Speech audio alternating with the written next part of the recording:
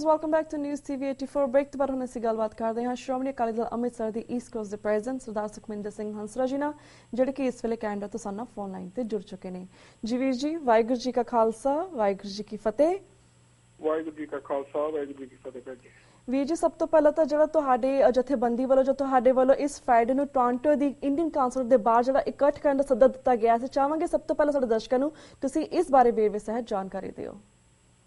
Thank you very much ਜੀ। Actually ਇਹ Toronto ਦੀਆਂ ਸਮੂਹ ਪੰਥਕ ਜਥੇਬੰਦੀਆਂ, ਸਾਰੇ ਗੁਰਦੁਆਰਾ ਸਾਹਿਬਾਨ ਜਿਹੜੇ ਕਿ ਪੰਥਕ ਸੋਚ ਰੱਖਦੇ ਨੇ, ਉਹਨਾਂ ਦੇ ਵੱਲੋਂ ਸਾਂਝੇ ਤੌਰ ਤੇ ਇਹ ਸਿਰਫ ਤੇ ਸਾਡੀ ਪਾਰਟੀ ਵੱਲੋਂ ਨਹੀਂ, ਅਸੀਂ ਵੀ ਉਹਨਾਂ ਦੇ ਨਾਲ ਸ਼ਾਮਲ ਹਾਂ। ਇਹ ਇੱਕ ਨਵੇਕਲਾ ਤੇ ਸਿੰਬੋਲਿਕ ਜਿਹਾ ਜੈਸਚਰ ਆ ਕਿ ਅਸੀਂ ਬਾਪੂ ਸੂਰਜ ਸਿੰਘ ਹੋਰਾਂ ਵੱਲੋਂ ਜੋ ਸੰਘਰਸ਼ ਵਿੱਢਿਆ ਗਿਆ ਬੰਦੀ ਸਿੰਘਾਂ ਦੀ ਰਿਹਾਈ ਦਾ, ਉਹਦੇ ਵਿੱਚ ਸ਼ਾਮਲ ਹੋ ਰਹੇ ਹਾਂ। ਤੇ ਇਹ ਕਾਰ ਰੈਲੀ ਹੋਏਗੀ, ਕਾਰਾਂ ਦੇ ਨਾਲ ਕੌਂਸੂਲੇਟ ਆਫਿਸ ਦਾ ਘਿਰਾਓ ਕੀਤਾ ਜਾਏਗਾ। ਅਸੀਂ ਇਹ ਤਾਂ ਨਹੀਂ ਸਮਝਦੇ ਕਿ ਉੱਥੇ ਹਜ਼ਾਰਾਂ ਕਾਰਾਂ ਪਹੁੰਚਣਗੀਆਂ ਟੋਰਾਂਟੋ ਡਾਊਨਟਾਊਨ ਦੇ ਵਿੱਚ, ਪਰ ਅਸੀਂ ਇਹ ਸਮਝਦੇ ਹਾਂ ਕਿ ਸਿੰਬੋਲਿਕ ਤੌਰ ਤੇ ਉੱਥੇ ਜਿੰਨੀਆਂ ਵੀ ਕਾਰਾਂ 50-60-100 ਪਹੁੰਚੇਗੀ, ਅਸੀਂ ਉਹਨਾਂ ਦੇ ਥਰੂ ਮੈਸੇਜ ਬਾਹਰ ਡਿਲੀਵਰ ਕਰਾਂਗੇ ਲੋਕਾਂ ਨੂੰ। ਅਤੇ ਨਾਲ ਸਲੋ ਮੋਸ਼ਨ ਦੇ ਵਿੱਚ ਸਾਰੇ ਇਸ ਦਫ਼ਤਰ ਦਾ ਘਿਰਾਓ ਕੀਤਾ ਜਾਏਗਾ। ਇਹ ਤਕਰੀਬਨ 2 ਘੰਟੇ ਦੀ ਲਗਾਤਾਰ ਚੱਲੇਗਾ, 11 ਵਜੇ ਤੋਂ ਲੈ ਕੇ 1 ਵਜੇ ਤੱਕ। ਸੋ ਇਹਦੇ ਵਿੱਚ ਸਾਡੀਆਂ ਤਕਰੀਬਨ ਸਾਰੇ ਟੋਰਾਂਟੋ ਦੇ ਗੁਰਦੁਆਰੇ, Ontario Gurdwara committee, force, Shiromani Akali Dal Amritsar, Shiromani Akali Dal Panch Pradhani, united front of Sikhs ਅਤੇ ਹੋਰ ਸਾਰੀਆਂ ਜਿਹੜੀਆਂ ਪੰਥਕ ਆਰਗੇਨਾਈਜੇਸ਼ਨ ਸ਼ਾਮਲ ਨੇ ਇਹਦੇ ਵਿੱਚ। ਜੀ thank you so much for that information ਵੀਰ ਜੀ। ਹੁਣ ਅਸੀਂ ਥੋੜਾ ਜਿਹਾ ਹੋਰ ਵੀ ਡੀਟੇਲ ਦੇ ਵਿੱਚ ਬਾਪੂ ਸੂਰਜ ਸਿੰਘ ਦੇ ਸੰਘਰਸ਼ ਬਾਰੇ ਤੁਹਾਡੇ ਵਿਚਾਰ ਜਾਣਨਾ ਚਾਹਾਂਗੇ। ਜਿਸ ਤੁਸੀਂ ਜਾਣਦੇ ਕਿ ਹਜੇ ਤੱਕ ਵੀ ਉਹਨਾਂ ਨਾਲ ਸੰਘਰਸ਼ ਜਾਰੀ ਹੈ ਐਂਡ ਬੰਦੀ ਸਿੰਘਾਂ ਦੀ ਰਿਹਾਈ ਕੁਝ ਪੋਸੀਬਲ ਨਜ਼ਰ ਨਹੀਂ ਆ ਰਹੀ। ਇਸ ਸੰਬੰਧੀ ਸਿੱਖ ਜਥੇਬੰਦੀਆਂ ਨੇ, ਪੰਜਾਬ ਦੀਆਂ ਸਿੱਖ ਜਥੇਬੰਦੀਆਂ ਨੇ ਤੇ ਹੋਰ ਸਿੱਖ ਸੰਗਤਾਂ ਨੇ ਮਿਲ ਕੇ ਅੰਬ ਸਾਹਿਬ ਤੋਂ ਬਾਦਲ ਕੋਠੀ ਤੱਕ ਉਹਨਾਂ ਨੇ ਰੋਸ ਮਾਰਚ ਕਰਨਾ ਸੀ, ਪਰ ਐਜ਼ ਯੂ ਨੋ ਕਿ ਇਹ ਸਫਲ ਨਹੀਂ ਹੋ ਪਾਇਆ ਕਿਉਂਕਿ SGPC ਦੀ ਮਦਦ ਨਾਲ ਪੰਜਾਬ ਪੁਲਿਸ ਨੇ ਬੇਗੁਨਾਹ ਸਿੱਖਾਂ ਨੂੰ ਉੱਥੇ ਮੌਕੇ ਤੇ ਹੀ ਗ੍ਰਿਫਤਾਰ ਕਰ ਲਿੱਤਾ ਤੇ ਬੀਬੀਆਂ ਨੂੰ ਵੀ ਗ੍ਰਿਫਤਾਰ ਕੀਤਾ। ਕਾਫੀ ਵॉलंटियर गिरफ्तारियां भी हो। ओवरऑल लाइक ह्यूमन राइट्स से हवाले ना जा, ओवरऑल तुसी इस नु किवें देखते हो? खैर बार-बार सानू ये तां एज ए रिमाइंडर मिल रहा रीत जी कि ह्यूमन राइट्स या मनुखी अधिकारां दी वर्गी कोई चीज है ही नहीं पंजाब दे विच। When it comes to government, when it comes to governance, उन्हां दा काम आ कि उन्हां दे राज दे विच जिहड़ा भी रिक्का बनेगा, जे डांगा मारन की लोड़ आ डांगा मार देंगे, चाहे वो स्टूडेंट्स होण, चाहे वो साडियां टीचर भैणां होण, चाहे वो किसान होण, चाहे वो हुण पंथक जथेबंदियां ने जिहड़ियां कि बंदी ਸਿੰਘਾਂ ਦੀ रिहाई दे लई अमृतसर गुरुद्वारा साहिब अरदास करन जाना सीगा, उत्थे भी उन्होंने डांगा दे के अपनी टास्क फोर्स खिला दी। मैं समझदा हां कि सारा कुछ जो हो रहा एक गिणीमित चाल दे अधीन हो रहा, एक खास विਉਂਤ ਦੇ अधीन हो रहा। ਸਾਡੇ ਲਈ ਸ਼ਾਇਦ ਕਾਫੀ ਹੋਣਾ ਚਾਹੀਦਾ ਹੈ ਕਿ ਅਸੀਂ ਸਿੱਖ ਹੋਣ ਦੁਆਰਾ ਜਿਹੜੇ 30-31 ਸਾਲ ਬਾਅਦ ਵੀ ਅਸੀਂ ਫਿਰ ਕਾਜੇ ਕੁੰਭ ਕਰਨ ਦੀ ਨੀਂਦ ਸੁੱਤੇ ਹਾਂ, ਸਾਨੂੰ ਯਾਦ ਕਰਨਾ ਚਾਹੀਦਾ। ਬਾਪੂ ਸੂਰਜ ਸਿੰਘ ਇੱਕ ਜ਼ਰੀਆ ਬਣਿਆ, ਉਸ ਨੂੰ ਵੀ ਜ਼ਰੀਆ ਬਣਨ ਦੀ ਖਾਤਰ ਆਪਣੀ ਜਾਨ ਹਿੱਲਣੀ ਪੈ ਰਹੀ ਹੈ। ਆਪਣੀ ਜਾਨ ਨੂੰ ਤਲੀ ਤੇ ਰੱਖ ਕੇ ਉਹ ਸਾਨੂੰ ਜਗਾਉਣ ਦੀ ਕੋਸ਼ਿਸ਼ ਕਰ ਰਹੇ ਨੇ। ਭਾਵੇਂ ਕਿ ਗੁਰਬਖਸ਼ ਸਿੰਘ ਦਾ ਐਪੀਸੋਡ ਸੀਗਾ ਉਹ ਬੜਾ ਉਹਨੇ ਬੇਸਵਾਦੀ ਕੀਤੀ, ਬਹੁਤ ਸਾਰੇ ਲੋਕਾਂ ਦੇ ਸਵਾਲ ਹੋਣਗੇ, ਪਰ ਮੈਂ ਸਮਝਦਾ ਹਾਂ ਕਿ ਜੇ ਸਿੱਖ ਸੰਘਰਸ਼ ਦੇ ਬਾਰੇ ਸੋਚਦੇ ਨੇ, ਜੇ ਸਿੱਖ ਆਪਣੇ ਨਿਸ਼ਾਨੇ ਦੇ ਬਾਰੇ ਸੋਚਦੇ ਨੇ, ਜੇ ਸਿੱਖ ਕਾਸ ਦੇ ਬਾਰੇ ਸੋਚਦੇ ਨੇ, ਫਿਰ ਵਿਅਕਤੀਗਤ ਨੂੰ ਛੱਡ ਦੇਣਾ ਚਾਹੀਦਾ। ਕੋਈ ਜ਼ਰੂਰੀ ਨਹੀਂ ਹੈ ਕਿ ਹਰ ਇੱਕ ਪ੍ਰਾਣੀ ਜਿਹੜਾ ਕਿ ਕੋਸ਼ਿਸ਼ ਕਰਦਾ ਉਹ ਹੰਡੜੀਆੜੀ ਜਾਏ। ਬਾਪੂ ਸੂਰਜ ਸਿੰਘ ਹੁਣ ਲੱਗਦਾ ਹੈ ਕਿ ਆਪਣੇ ਇਰਾਦਾ ਦੇ ਉੱਤੇ ਦ੍ਰਿੜ ਨੇ, ਉਹ ਡਬਲ ਪ੍ਰੋਂਗ ਕੰਮ ਲੈ ਕੇ ਚੱਲੇ ਨੇ। ਇੱਕ ਤਾਂ ਉਹ ਅਰਦਾਸ ਦੀ ਇੰਟੈਗਰਿਟੀ ਹੈ ਜਿਹੜੀ ਅਸੀਂ ਮਹਿਸੂਸ ਕਰਦੇ ਹਾਂ ਕਿ ਜੋ ਬਖਸ਼ ਸਿੰਘ ਨੇ ਉਹਨੂੰ ਕੋਈ ਆਂਚ ਲਿਆਂਦੀ ਹੈ, ਉੱਤੇ ਕੋਈ ਦਾਗ ਲਾਉਣ ਦੀ ਕੋਸ਼ਿਸ਼ ਕੀਤੀ ਹੈ, ਉਹਨੂੰ ਦਾਗ ਧੋਣ ਦੀ ਕੋਸ਼ਿਸ਼ ਕਰ ਰਹੇ ਨੇ, ਇੰਟੈਗਰਿਟੀ ਨੂੰ ਸਥਾਪਿਤ ਕਰ ਰਹੇ ਨੇ। ਸੈਕੰਡ ਪ੍ਰੋਂਗ ਉਹ ਆ ਕਿ ਜਿਹੜੇ ਸਾਡੇ ਬੰਦੀ ਸਿੰਘ ਜਿਨ੍ਹਾਂ ਨੇ ਜੇਲ੍ਹਾਂ ਦੇ ਵਿੱਚ ਆਪਣਾ ਸਮਾਂ ਬਤੀਤ ਕਰ ਲਿਆ, ਉਹਨਾਂ ਨੂੰ ਰਿਲੀਜ਼ ਕਰਨ ਲਈ ਜਾਂ ਫਿਰ ਉਹਨਾਂ ਦਾ ਘੱਟੋ ਘੱਟ ਇੰਟਰਨੈਸ਼ਨਲ ਲੈਵਲ ਦੇ ਉੱਤੇ ਜਿਹੜਾ ਮੁੱਦਾ ਹੈ ਉਹਨੂੰ ਉਭਾਰਨ ਦੇ ਲਈ ਉਹ ਆਪਣੇ ਪ੍ਰਾਣਾਂ ਦੀ ਰੂਚੀ ਦੇ ਰਹੇ ਆ।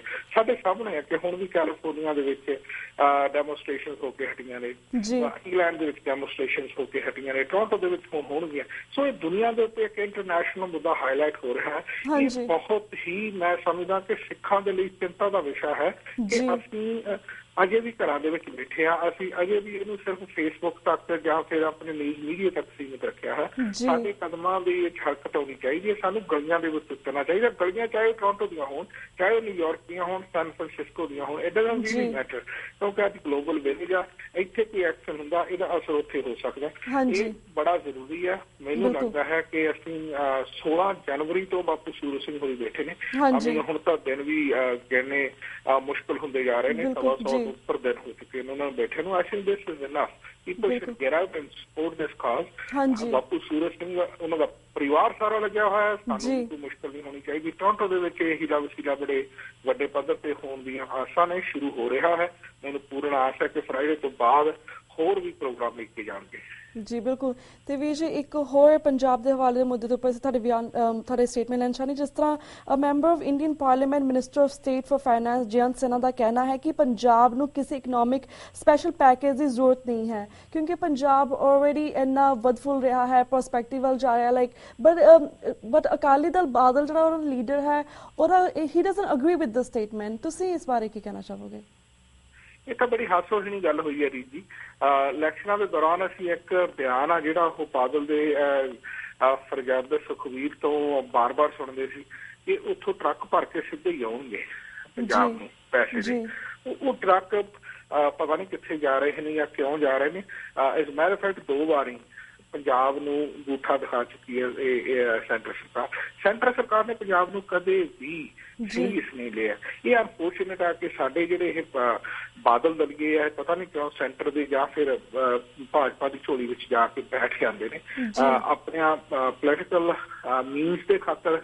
ਕਿਉਂਕਿ ਜੇ ਹੁਣ ਆਬਵੀਅਸਲੀ ਜੇ ਦੇਖੀ ਕਿ ਪੰਜਾਬ ਦੇ ਵਿੱਚ ਅਕਾਲੀ ਦਲ ਬਾਦਲ ਦੇ ਲਈ ਤਾਂ ਕੋਈ ਉੱਥੇ ਨਾ ਤਾਂ ਇਕੋਨਮੀ ਸਲੋ ਆ, ਨਾ ਉਹਨਾਂ ਨੂੰ ਕੋਈ ਰਿਸੈਸ਼ਨ ਆ, ਨਾ ਉਹਨਾਂ ਨੂੰ ਕੋਈ ਗਰੀਬੀ ਆ, ਨਾ ਉਹਨਾਂ ਦੇ ਵਿੱਚ ਕੋਈ ਪਾਵਰਟੀ ਆ। ਉਹਨਾਂ ਦੇ ਜਵਾਕ ਤਾਂ ਸੋਨੇ ਦੇ ਚਮਚਿਆਂ ਦੇ ਵਿੱਚ ਦੁੱਧ ਪੀਂਦੇ ਨੇ। ਪਰ ਜਿਹੜਾ ਲੇਮੈਨ ਆ ਪੰਜਾਬ ਦਾ, ਉਸ ਦੀ ਕਦੇ ਵੀ ਕਿਸੇ ਨੇ ਬਾਤ ਨਹੀਂ ਪੁੱਛੀ। ਇਹ ਗੱਲ ਵੱਖਰੀ ਹੈ ਕਿ ਉਹਨਾਂ ਨੂੰ ਵਰਗਲਾ ਕੇ ਉਹਨਾਂ ਤੋਂ ਵੋਟਾਂ ਲੈ ਕੇ ਸਰਕਾਰਾਂ ਚਲਾਉਂਦੇ ਆ ਰਹੇ ਨੇ। ਪੰਜਾਬ ਦੇ ਨਾਲ ਧੋਖਾ 1947 ਤੋਂ ਹੀ ਹੁੰਦਾ ਆ ਰਿਹਾ। ਪੰਜਾਬ ਨੂੰ ਸਿਰਫ ਪੈਕੇਜਸ ਦੀ ਲੋੜ ਨਹੀਂ, ਪੰਜਾਬ ਨੂੰ ਤਾਂ ਇੱਕ ਵਿਸ਼ੇਸ਼ ਧਿਆਨ ਦੀ ਲੋੜ ਹੈ। ਪੰਜਾਬ ਨੂੰ ਤਾਂ ਬਾਕੀ ਹਿੰਦੁਸਤਾਨ ਵਾਂਗ ਟਰੀਟ ਕਰਨ ਦੀ ਲੋੜ ਹੈ। ਉਸ ਤੋਂ ਬਾਅਦ ਤਾਂ ਪੰਜਾਬ ਨੂੰ ਵੈਸੇ ਇਹਨਾਂ ਵੱਲ ਝਾਕਣ ਦੀ ਲੋੜ ਨਹੀਂ ਹੋਏਗੀ ਕਿ ਪੰਜਾਬ ਨੂੰ ਇਹ ਉਸ ਦਾ ਬਣਦਾ ਸਰਦਾ ਹੱਕ 1947 ਤੋਂ ਦਿੰਦੇ ਹੁੰਦੇ ਤਾਂ ਪੰਜਾਬ ਵਰਗਾ ਤਾਂ ਸੂਬਾ ਉੱਥੇ ਸਾਰੇ ਹਿੰਦੁਸਤਾਨ 'ਚ ਨਹੀਂ ਹੈਗਾ। ਉਹਨਾਂ ਤਾਂ ਰੋਟੀ ਖਵਾਉਂਦਾ ਰਿਹਾ।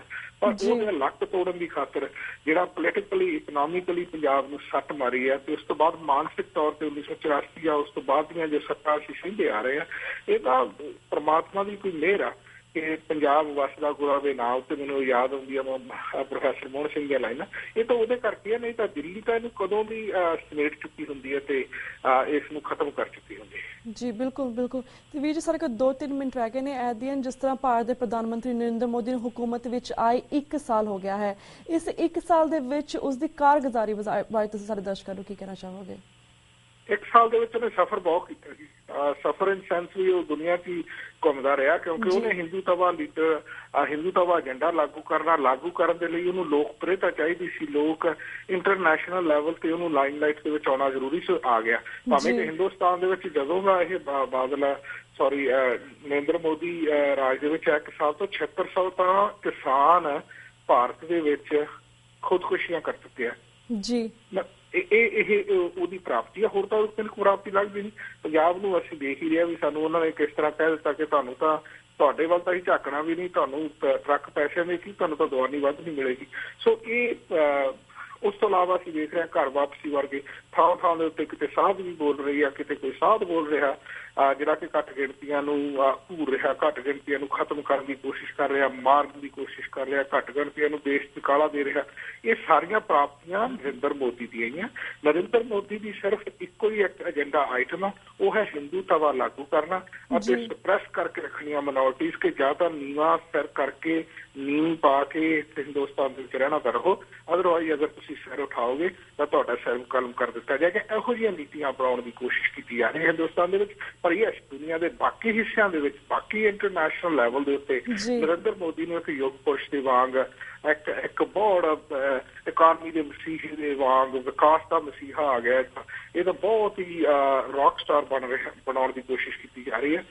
ਇਸ ਕਰਕੇ ਆਉਣ ਵਾਲੇ ਦਿਨਾਂ ਦੇ ਵਿੱਚ ਇੱਕ ਸਾਡੇ ਹਿੰਦੂ ਜੈਂਟਲਮੈਨ ਆ BC ਦੇ ਵਿੱਚ ਜਿਨ੍ਹਾਂ ਨੇ ਵੈਨਕੂਵਰ ਸਨ ਦੇ ਵਿੱਚ ਇੱਕ ਲੈਟਰ ਲਿਖਿਆ ਸੀ ਵੀ ਇਹਨੂੰ 3-4 ਸਾਲ ਲਾ ਲੈਣ ਦੇ, ਉਸ ਤੋਂ ਬਾਅਦ ਇਹਦਾ ਜਿਹੜਾ ਰਾਜਕਾਲ ਆ ਉਹਦਾ ਐਨਾਲਿਸਿਸ ਕਰਿਓ, ਤੁਹਾਨੂੰ ਪਤਾ ਲੱਗੇ ਕਿੰਨੀ ਬਦਬੂ ਮਾਰਦੀ ਆ। ਤੇ ਮਨਮੋਹਨ ਸਿੰਘ ਵੀ ਕਹਿ ਰਿਹਾ ਨਾ ਵੀ ਮੈਂ ਤਾਂ ਜੀ ਭ੍ਰਿਸ਼ਟਾਚਾਰ ਕਦੇ ਕੀਤਾ ਨਹੀਂ, ਪਰ ਹਰ ਰੋਜ਼ ਉਹਦੀ ਪਾਰਟੀ, ਉਹਦੇ ਪਾਰਟੀਮੈਨ, ਉਹਦੀ ਪਾਰਟੀ ਦੇ ਖੇਮੇ ਦੇ ਵਿੱਚ ਰਹਿਣ ਵਾਲੇ ਲੋਕ ਭ੍ਰਿਸ਼ਟਾਚਾਰ ਦੇ ਨਾਲ ਕਿਸ ਤਰ੍ਹਾਂ ਗੁਲਤਾਨ ਹੋਏ ਸੀ। ਸੋ ਇਹ ਪ੍ਰਧਾਨ ਮੰਤਰੀ ਨੂੰ ਇੱਕ ਵਧੀਆ ਤਸਵੀਰ ਬਣਾ ਕੇ ਪੇਸ਼ ਕਰਨੀ ਅੱਜ ਦੇ ਯੁੱਗ ਦੇ ਵਿੱਚ ਪੋਸੀਬਲ ਨਹੀਂ ਹੈ, ਕਿਉਂਕਿ ਲੋਕ ਅਤੇ ਮੀਡੀਆ ਅਤੇ ਲੋਕਾਂ ਦੀ ਜਾਣਕਾਰੀ ਬਹੁਤ ਅੱਗੇ ਵੱਧ ਚੁੱਕੀ ਹੈ।